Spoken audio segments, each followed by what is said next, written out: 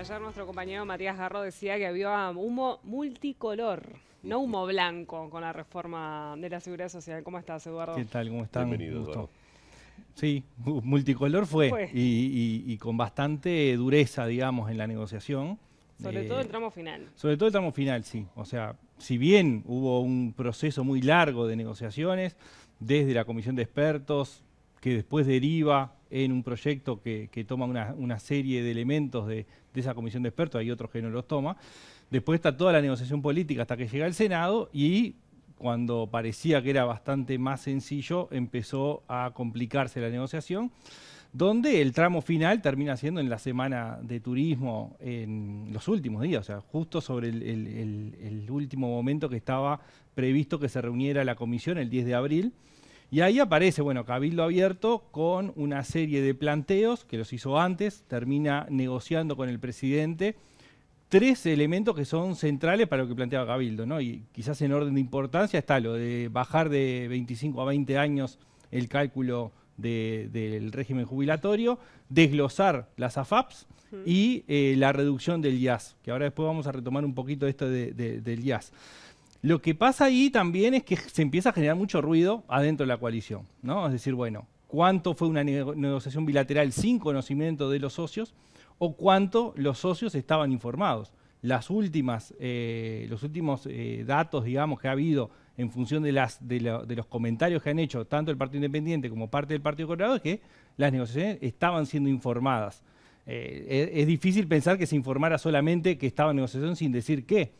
Pero bueno, eso aparece posteriormente como un enojo o un estallido dentro del Partido Colorado, que fundamentalmente, si bien desde ballistas aparecen alguna postura crítica, fundamentalmente aparecen del lado de Ciudadanos, ¿no? Donde aparece más, de alguna forma, Ciudadanos cuestionando a Sanguinetti como interlocutor o cómo fue la interlocución entre el presidente y Sanguinetti.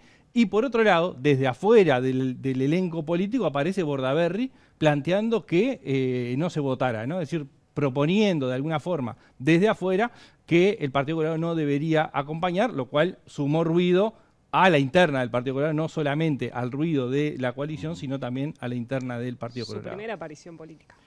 Digamos que ha tenido varias. Lo hemos hablado en algún momento de que desde que empezaron los temas en Cancillería con el tema de Carolina H., ahí empezó más fuertemente a verse, digamos, no continuamente, entrada y salida con comentarios políticos o de otros tonos, ¿no?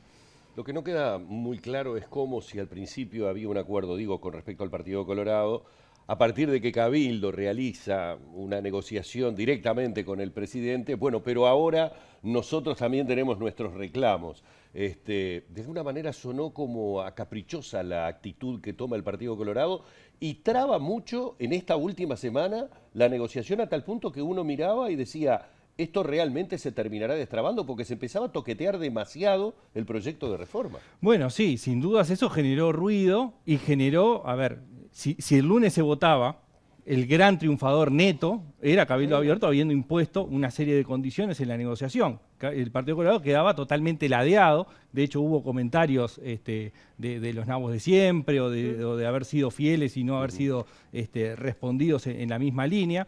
Y ahí el Partido Colorado sale con, primero eran 9 o 10 propuestas, terminan siendo 3, las 3 que terminan siendo aprobadas, que es la progresividad, digamos, según la cantidad de años trabajados, que en vez de los 65 años puedan ser a los 63, 64 o 65 años la edad de la jubilación.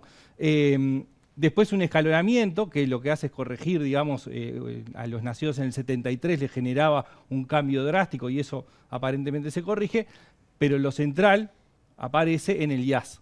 No porque sea lo más importante en términos de impacto, pero sí en términos de quién se lleva la bandera del IAS. Porque el IAS había sido uno de los elementos que Cabildo había negociado. Digamos, por lo menos una declaración de que se iba a tender a disminuir a lo largo del tiempo, ¿no?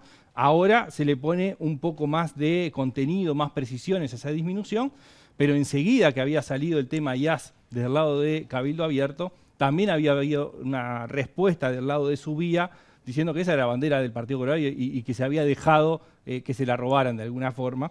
Entonces, ahí aparece un terreno de disputa entre el Partido Colorado y su vía, sobre todo, digamos, como gran impulsor, con lo que Cabildo Abierto había conseguido. ¿Y la oposición, el Frente Amplio? Bueno, el Frente Amplio de alguna forma ha quedado un poco incómodo, pero por no participar. Es decir, a ver, acá había dos posibilidades, que el Frente Amplio tuviera una actitud, digamos, de participar, si estaban las condiciones, porque acá de los dos lados se quejan, y de los dos lados se quejan con razón desde su lugar. Es decir, las condiciones en que se negoció da para interpretar que el Frente Amplio no tenía espacio para negociar, y del lado del oficialismo decir el Frente Amplio no quiso participar. No propuso nada. No propuso nada. Bueno, no propuso y el Frente Amplio dice no estaban las condiciones para proponer. Entonces, desde los dos lados hay posibilidades de pensarlos desde ese punto de vista.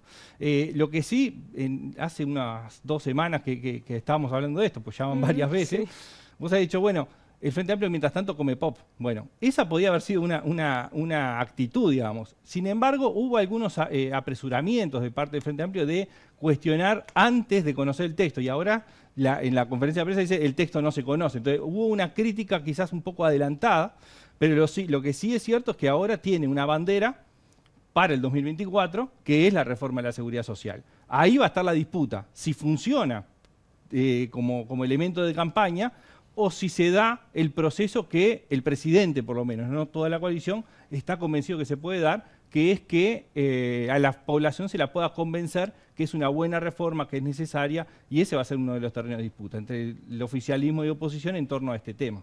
Muy bien, a partir del lunes un nuevo capítulo.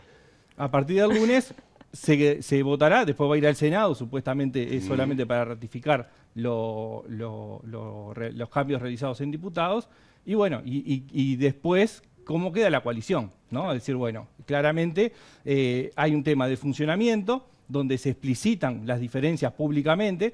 Para algunos lo consideran como un elemento positivo, porque en realidad logra mostrar las divergencias, pero la coalición ha tenido algunos éxitos, claramente, en el funcionamiento, en aprobar la ley de urgente consideración, en aprobar el presupuesto nacional, en aprobar ahora la reforma de la seguridad social, pero lo que quedan son heridas, ¿no? Claramente ha habido intercambios públicos entre socios de la coalición de un nivel en términos de agresividad que es difícil. Si bien en la política lo personal en general queda de lado, ha habido varios cuestionamientos que hacen que la coalición de alguna forma tenga que reconstruir su vínculo interno, en términos de confianza, en términos personales, para seguir avanzando en la medida que vengan los proyectos, quedando poco para terminar el gobierno, ¿no? Eduardo, muchísimas gracias.